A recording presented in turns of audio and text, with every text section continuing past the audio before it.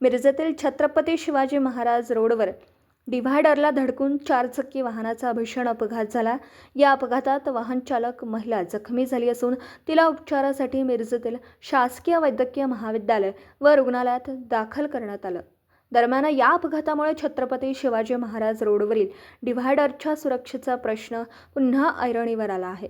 डिव्हायडरवर reflector नाहीत, रस्त्यावर पुरेशी प्रकाश व्यवस्था नाही आणि त्यातच अरुंद रस्त्यावर डिव्हायडर बसवण्यात आला आहे।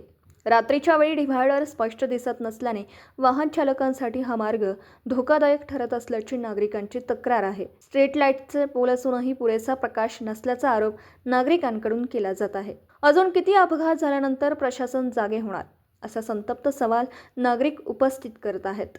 डिव्हायडरवर तातडीने रिफ्लेक्टर बसवावेत, पुरेशी प्रकाश व्यवस्था करावी आणि रस्त्याची सुरक्षितता तपासून आवश्यक उपाययोजना कराव्यात अशी मागणी होतीये।